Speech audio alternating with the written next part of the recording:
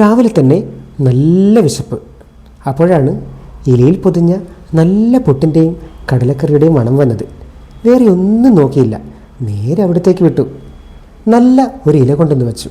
അതിലേക്ക് നല്ല ആവി പറക്കുന്ന നനുനനുത്ത പുട്ടും എടുത്ത് വെച്ചു. അതിൻ്റെ മുകളിലേക്ക് കുറച്ച് പപ്പടം കൊണ്ടുവന്ന് വെച്ചു. അപ്പോഴേക്കും നല്ല, എന്താണ് റെസിപ്പി എന്നറിയില്ല, അത്രയും മണമുള്ള ഒരു കടലക്കറിയും കൊണ്ടുവന്ന് വെച്ചു.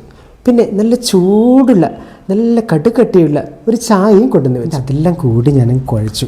അതിൻ്റെ കൂടെ ഞാൻ കഷ്ണം പപ്പടവും പൊട്ടിച്ചതിൻ്റെ മുകളിലേക്ക് വെച്ചു.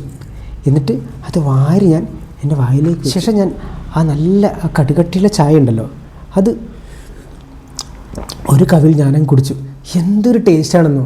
ഇതുവരെ എനിക്ക് ഇതുപോലത്തെ ഒരു ടേസ്റ്റ് എനിക്ക് കിട്ടിയിട്ടേ ഇല്ല. ഇത് എവിടെയാണ് സ്ഥലം എന്ന് നിങ്ങൾക്കറിയണ്ടേ? ഞാൻ പറഞ്ഞു തരാം. അത് നമ്മുടെ വേറെ എവിടെയുമല്ല, നമ്മുടെ ചക്കരക്കല്ലിലെ ചൂള ജംഗ്ഷൻ. ചൂള ജംഗ്ഷൻ അല്പം മാറിയിട്ട് വേറെ ഏടുമല്ല. എൻ്റെ സ്വന്തം വീട്, സ്വന്തം അടുക്കള, സ്വന്തം ഡൈനിങ് ഹാള്. 2 ആഴ്ച ഈ പുട്ടും കടലയും ഞാൻ തിന്നുന്നു. നിങ്ങളെ വീട്ടിൽ ഇങ്ങനെ തന്നെയായത്? മാറ്റമൊന്നുമില്ലേ? പുട്ടും കടലയും